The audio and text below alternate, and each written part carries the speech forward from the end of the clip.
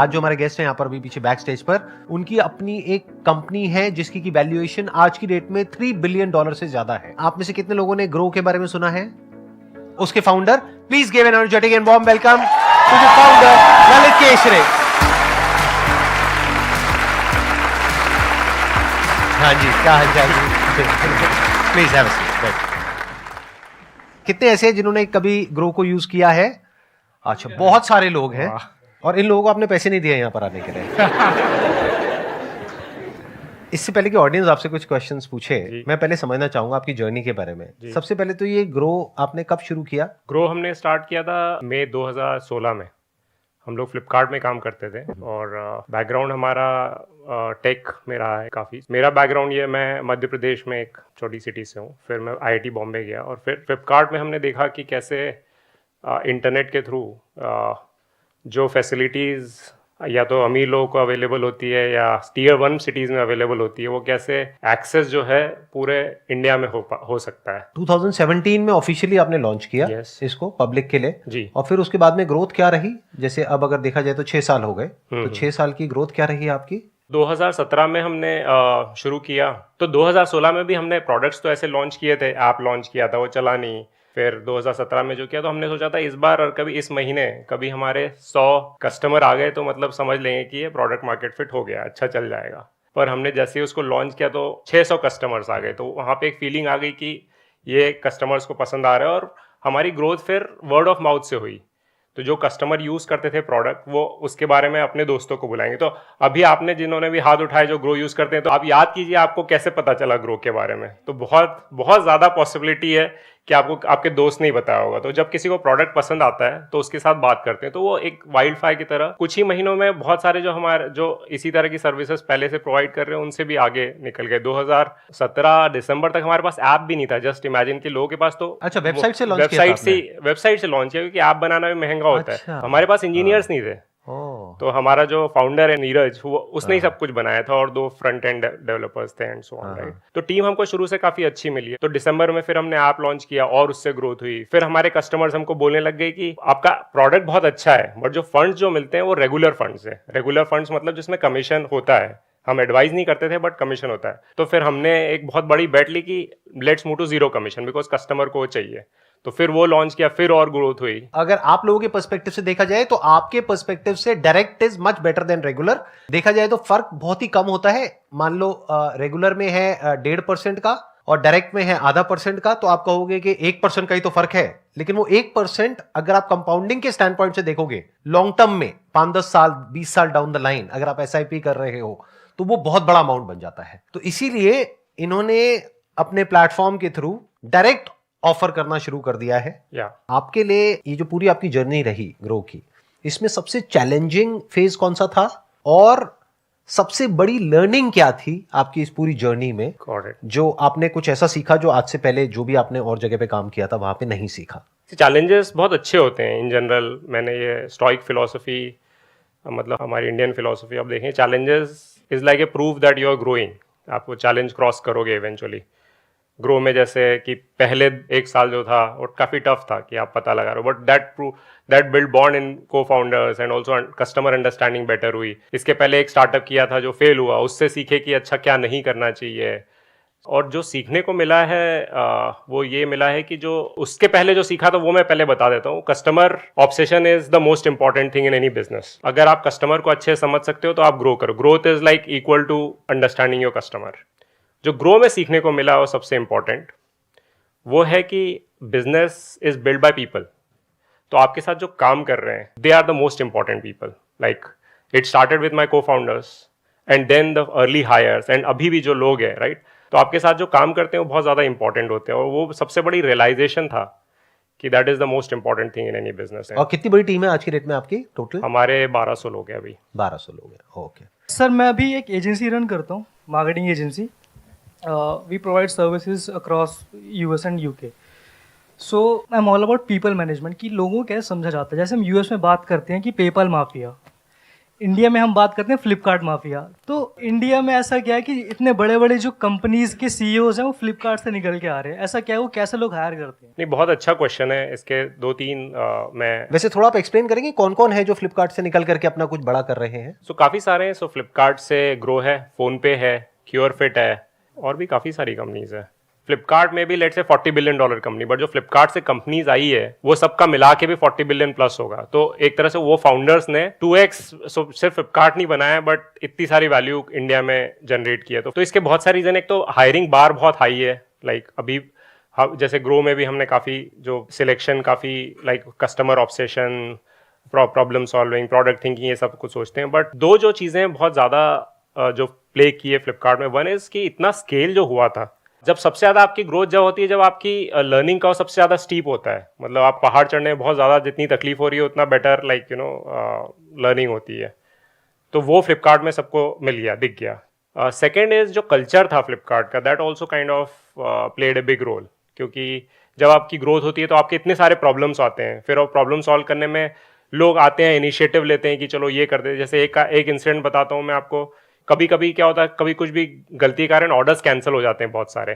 तो एक दिन राखी के दिन बहुत सारे ऑर्डर्स कैंसिल हो गए, बट फिर हमको लगा कि अगर ऑर्डर्स कैंसिल हो गए तो राखी नहीं पहुंच पाएगी, जो बहनों ने भाइयों को राखी भेजी है, राइट। तो हमने कुछ 10-15 जो प्रोडक्ट इंजीनियरिंग के लोग थे, उन्होंने रात भर बैठ के खुद ही पैकेजेस बना के उनको सब्स्टिट्यूट राखी भेज दी, सो दैट वो जब पहुंचे वो राइट टाइम पे पहुंच जाए राखी के पहले, राइट। और जो पुरानी वाली, वो जो ओरिजिनल है, वो कभी लेट पहुंचेगी, but that's okay, right. So that's the example of customer obsession. That means going out of normal.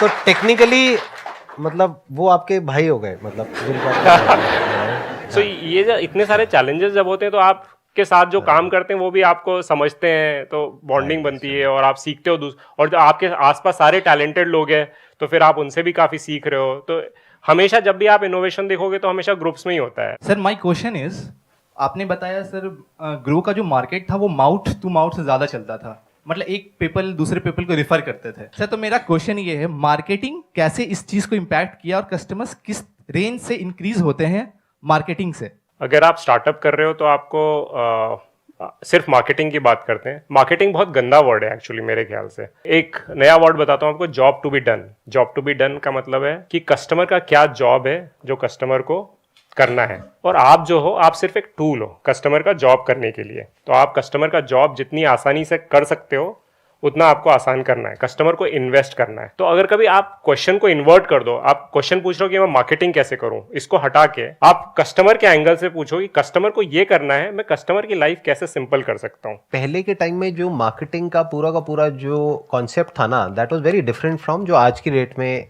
जिस तरीके से मार्केटिंग की जाती है, या जो मार्केटिंग का रेलेवेंस है। क्योंकि पहले क्या होता था कि मास प्रोडक्शन होता था। इंडस्ट्रियल एज की अगर बात करी जाए, मास में प्रोड्यूस करो, मास में एडवर्टाइज करो, मास में बिकेगा, सब कुछ मास में करो। अब ये सारा खेल पलट चुका है।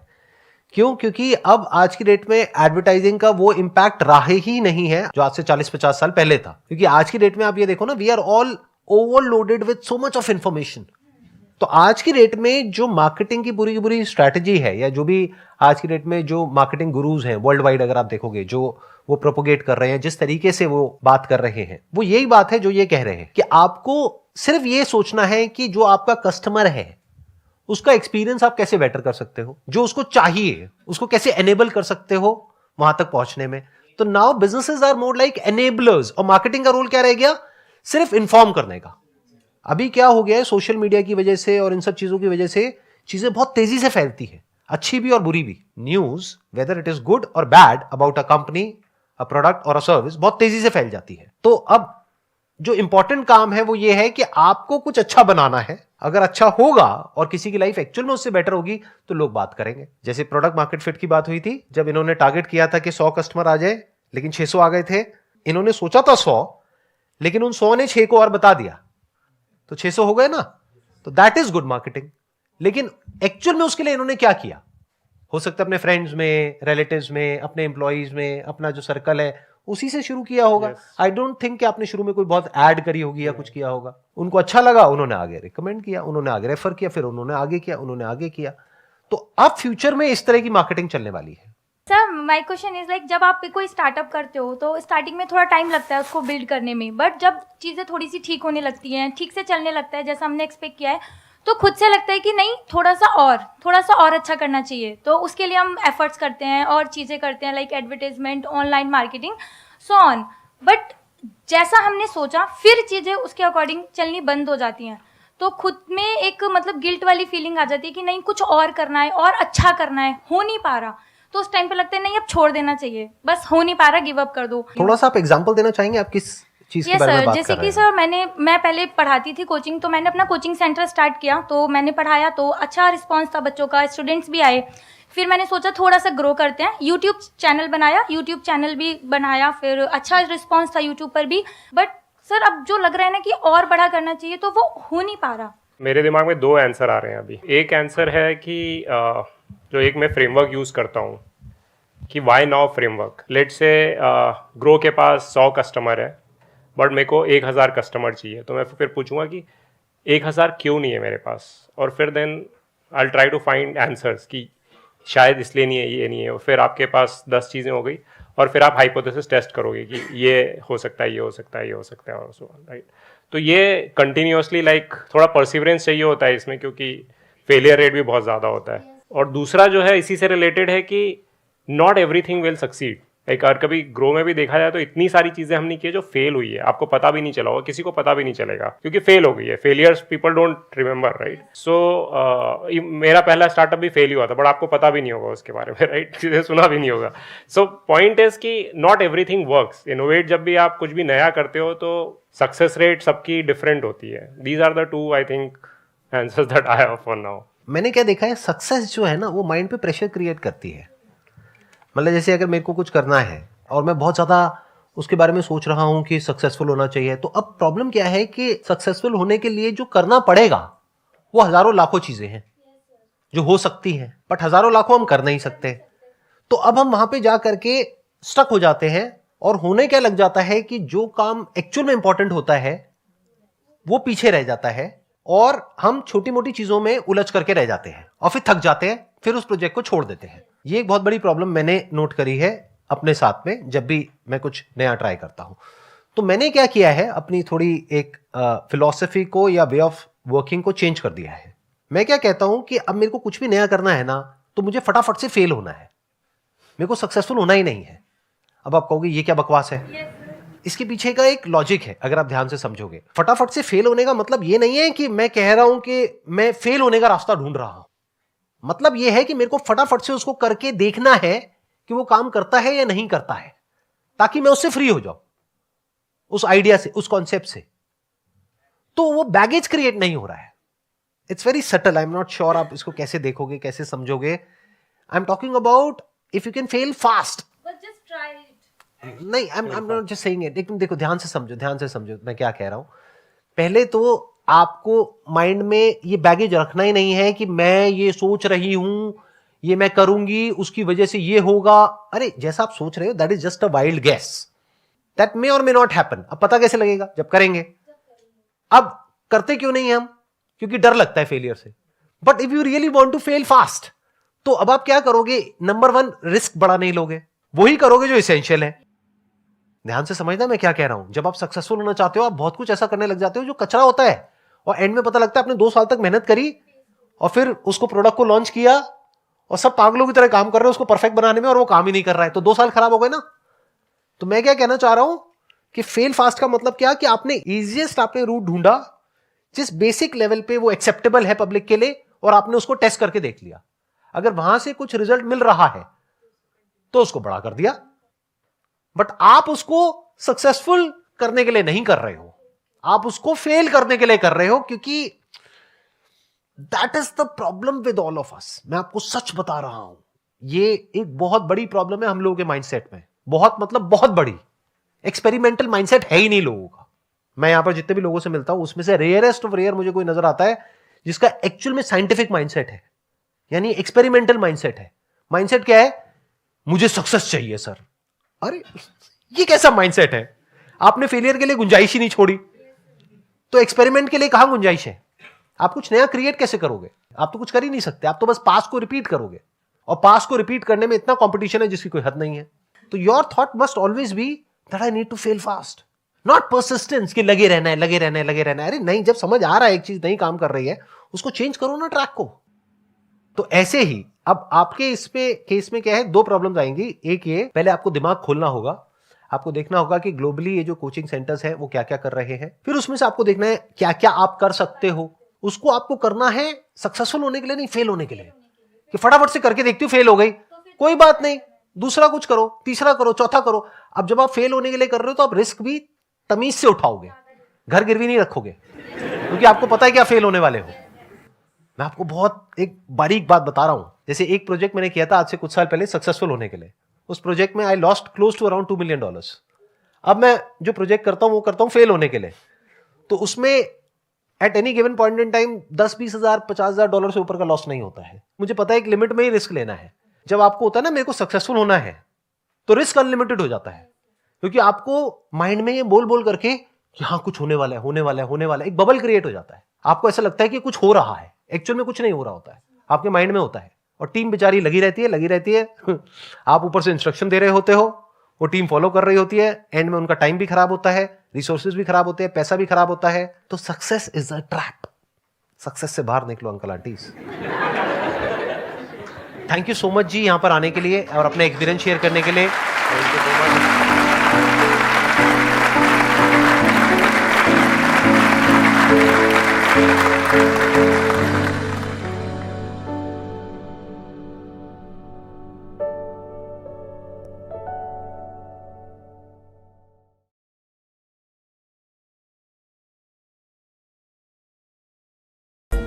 जो सुख में साथ देते हैं उन्हें रिश्ते कहते हैं, लेकिन जो दुख में साथ देते हैं उन्हें फरिश्ते कहते हैं।